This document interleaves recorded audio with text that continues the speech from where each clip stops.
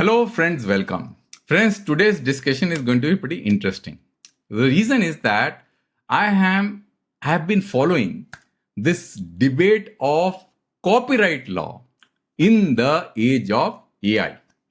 Because AI has now become so pervasive that because of their urge to train and become better, they are not only using material which are non-copyright, which is available in the internet, but lot of high quality copyright material. And that is now testing the foundation of the copyright law. So that is the very, very interesting situation that we are in because of the technology shift that has happened. Because in past, all that happened in the past cases were not an outcome of this technology shift. And that's why this whole debate about copyright versus AI is very interesting to follow and understand.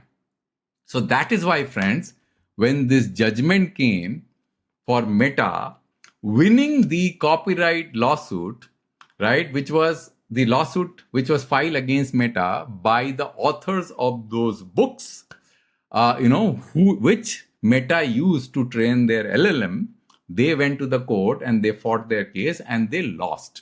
And people are finding this pretty interesting because it kind of sets a precedent that you can copy material, copyright material with impunity and you can win this argument.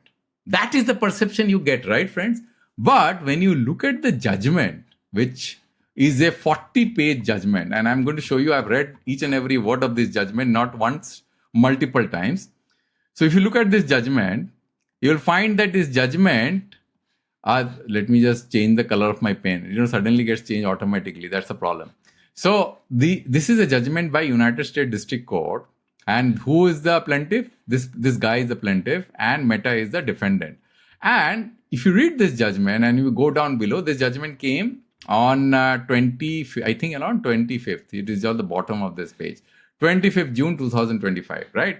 So again, my color of my pen changed. Oh, sorry. Just a minute, friend. Yeah. So this is the judgment. Now, if you look at this judgment, you'll find this judgment pretty interesting. And that is what we are going to discuss in this video, friends. So in order to make the discussion more focused and I don't lose the trail of thought, I have created a PowerPoint PPT which I've converted into PDF for easy navigation as I record this video, right? So the title of this presentation is Meta Fair Use and the Future of Copyright in the Age of Generative AI. Now, friends, before I go into this presentation, first, let me lay the foundation on which the copyright law has been built. Means what is the objective? What is the legal objective that a copyright law is trying to accomplish? Because any law has a purpose, and that purpose is to benefit the society at large and to drive the engine of innovation. Because more the society innovates, more the human beings improve, and largely there is benefit which spills over because of that innovation, right? So that is the whole objective of copyright law. Now, friends, there are various legal connotation and parlance. We are not going to get into those legal connotation and parlance, but we are going to discuss one single principle. What is that? Let's say you innovate. And when you innovate, what is the purpose which will motivate you to keep innovating? The whole idea of innovation is to get properly compensated. And that compensation can be in various forms.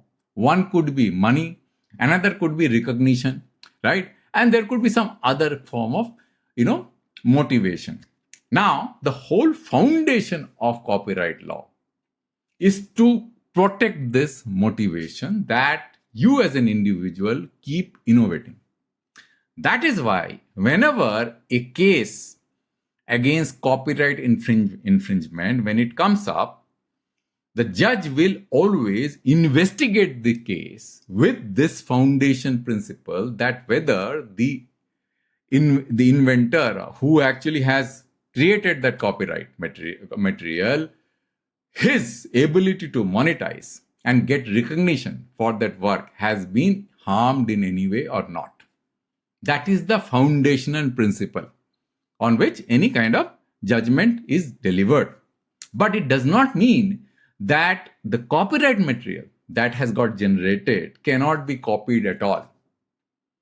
So it can be copied given this restriction, given this constraint that while you copy that material, the original author's ability to monetize is not getting harmed in a considerable manner. There could be slight harm here and there, and that is acceptable, but it should not be harming its ability to monetize his or her innovation or his whatever copyright material that he or she has generated in the market and get compensated, right? So that's the whole point about. So why this case matters? This case matters is that because generative AI is stress testing the copyright law because of the technology. The technology has become so empowering that all the past cases are no longer relevant because of the AI capability, and we'll discuss that more while we go through this presentation. The court must now balance incentive to create versus freedom to build new technology, because if you prevent the usage of copyright material, then these new technologies can't be built, right? And society at a large cannot be benefited because more the technology gets elevated, people get empowered to use the technology to do much more different kinds of innovations, right? So the core goal of Copyright Act is to protect creators' motivation and income. Stop copycats that dilute the reward from the original work, which I've already mentioned. Law allows copying only if it doesn't undercut that incentive. That is the crucial test which every case will go into to see whether it does not undercut the incentive. There could be a slight diminution, there could be a slight undercutting, but that should not be substantial, because there will always be a slight undercutting under different kind of circumstances, right? If let's say if you publish a work of art or a book and the people read that book and they become empowered and they start competing with you in the same field, right, in which you have mastered in, right? So you can say that my ability to do a profession gets impaired because I wrote that book, and I should not allow anybody to, read and so then the whole discussion falls apart, right? But there could be some kind of dilution that is acceptable. Fair use in one sentence. Copying is legal only if it benefits the society without causing substantial market harm to the original work. This word substantial market harm is pretty important.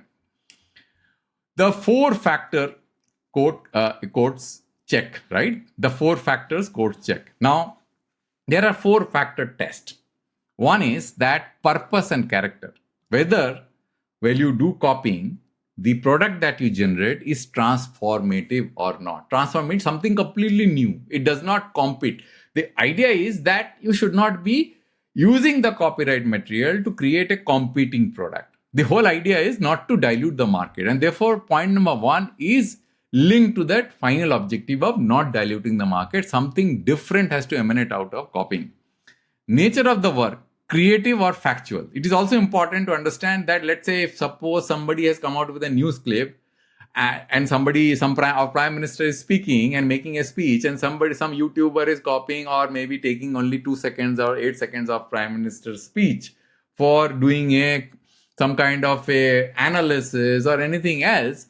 That is not considered as a infringement because it is not creative. It is more factual in nature. Whenever there is something creative, then copying even a small portion of that work is going to be a problem, right? That's why point number 3 comes. Amount of copying, snippet or whole. It's also important because if you're copying whole, then you're copying the whole work of art. But if you're copying snippet, then this whole thing, transformative, also gets linked to that objective. Then it is going to be transformative. It is not going to be, something which is competing with that work of art. And the 4th thing, which is the most important thing, on which all these 3 factors are linked. Because when you are testing a case, You will keep testing on all these 4 factors. Even if all the 3 factors fail, the 4th factor is the most important factor on which a case will be decided, which will be the market harm, because every case is nuanced. They are going to stand out. And you will see in this particular case, even the amount of copying, which was full, then also Meta won the argument, right? Because it copied the full book to train their LLM. But the main point on which Meta won is the market harm. We will discuss about this as we go in this presentation. So why Meta wanted books? Now let's understand this first. Why they wanted books? They wanted books because books are high quality material which can be used to train LLM. Rest of the information is all fragmented, unstructured, and that's why Meta wanted books. Books are the highest quality language data for LLM. Meta tried to license. So this is important. Meta actually tried to license these authors, but it fell apart because there is no structural market for licensing, friends. And that's why when they tried, they figured it out that it will take a lot of time to license all the books that Meta wanted to use to train their LLM, and it is not possible, and therefore they went ahead without the effort to license it and by copying it. So, right, scattered across multiple authors, no one-stop licensing shop, slow or no response. Some people did not even respond to Meta's request. Therefore, Meta went to shadow libraries like BitTorrent, and people who are watching this video probably know about BitTorrent. So, BitTorrent is a illegal site. The shadow libraries are illegal site, and BitTorrent is a protocol used to download these books from these libraries. Some of them may be fragmented, not loaded in full, and BitTorrent as a protocol, what it does, it actually aggregates as it downloads. So Meta did that. Now there is one problem. Whenever you are using BitTorrent as a protocol, not only you download, you upload also. And that is where Meta might be actually got caught, because you can't, this whole point about downloading itself is in bad faith, which judge actually went and castigated against Meta. But uploading copyright material is a bigger offense, and therefore that matter has not yet been decided, right? Which is going to continue. I'm going to show you. If you go to the last page of the judgment, it says that, as previously noted, that summary judgment will be granted Meta ruling, a Zoom case conference, and then there is one point to discuss how to proceed when the plaintiff separate claim that Meta unlawfully distributed their protected works during the torrenting process. So that discussion is not being concluded. Why judge didn't punish Meta for the source, right? So the point here is very, very interesting. So I download from shadow sites, shadow libraries, a book. Somebody may say that that's an illegal activity. How can you download? So here, what the argument what judge used was, fair use looks at the copy it used for, not just from where it came. This is the argument where the judge used. Downloading from pirates is not equal to automatic loss if the final use passed the test. Bad faith source can matter, but not decisive here, right? That is the reason why judge did not focus on the point where Meta downloaded this from illegal sources. So quick scorecard for this 4-factor. What is that? Purpose, who won? Meta. AI training is transformative, right? Nature, author won because novels are highly creative. As I told you, it is highly creative. You can't just copy. But when you're copying, your LLM is actually getting trained on that creativity. And that's why this is becoming transformative. But they still won, right? The author still won. Amount, Meta won because the full text is reasonably needed for training. You can't train with just half text or quarter text or a fraction of the text. And therefore, Meta won. Market harm, Meta won because there was no proof for loss of sales or license. And we're going to discuss this a little bit deeper as we go. So deep dive on factor 4. Courts needed real evidence of harm, not guesses. So the argument which was made, there have been various markets which were identified.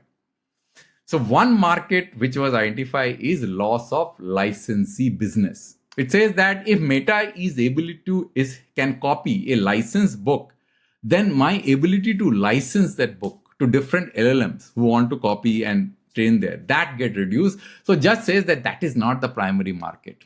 Your market is that you have created a work to people to buy that for reading, right? People should buy. There has to be a inherent demand for people to buy that book. If there are competing materials which emanate into the market because they are generated by AI, and if that cannibalizes your market, then there is a market harm.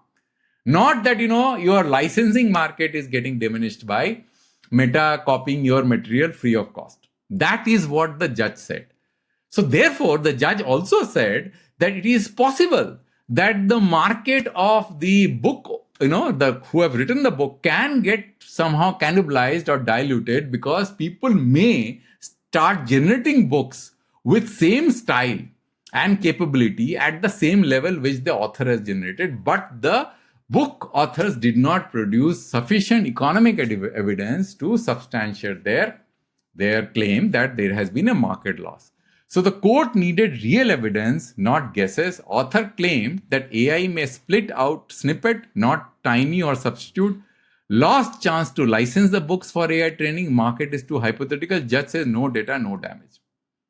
But judge also said that as we proceed in future, there is a possibility to quantify this. And when it gets quantified, Meta cannot get away, right? And win the case because there could be substantial loss of market of those book authors because of the AI generated books will start competing with them, right? Why plaintiff market case failed? This is important. They showed no sales drop tied to Llama. This is a new phenomena. So how can there be a sale drop? They could not have. And that is why it is so important. If you look at this whole case, friends, you will find this very interesting. This is not just a black and white. First, Meta didn't have a structural market of licensing where they can go through to license. Second is that those who are opposing Meta and filed a case against Meta, they don't have any way to show that their sales have dropped because Llama is now generating new books automatically, and that is getting, that is shrinking their market of selling books. No contract, no offer loss because of Meta. Couldn't prove AI books are actually replacing their books. Inference of harm allowed only when copies are identical and free, just like in this case, not here. Now, one question which I said that, it is still open is the redistribution case. And that is going to get debated because when you are when you are using BitTorrent, there is a possibility of upload. So did BitTorrent used to upload copyright files? Distribution right is a separate from copyright right. Court left this for future hearing. So what happens next? Future suits likely from music, photo, and news sectors. Plaintiff will bring hard numbers on substitution and lost licenses. So when that comes, then there is no way for Meta or any other company to get away because there will be a definite market loss which will be proven in the court using economic data. Then what will happen? Collective licensing hub, right, will be expected to form because what happened was in case of Meta, they actually wanted to license, but they could not because they saw that there is no structural licensing in place. When the requests were saying, people did not even respond to those requests of the licensing request. So Meta had no option but to go ahead, copying those books. But as the market develops, this collective licensing hub will emanate where the authors are going to get properly compensated for those books being used for training LLMs. So big AI labs will eventually pay out to train on copyright data. So key takeaways in this case, which is pretty interesting. Meta won this round because the market harm was not proven. Victory does not legalize all unlicensed AI training. You understand why? Because they could not prove that there has been a substantial market harm. When creators show substantial market damage, AI companies will own licenses or have to pay damages. Copyright court test remains. Protect creators' incentive while allowing innovation. So friends, that's all in this video. I found this video pretty interesting and that's why I took the pain to read each and every word. It took me almost 2 days to digest this material because I am not a lawyer, to explain to the viewers in as simple terms as possible. And thanks for listening till the end. and I'll come back with a new video and a new topic next time. Thank you very much, friends.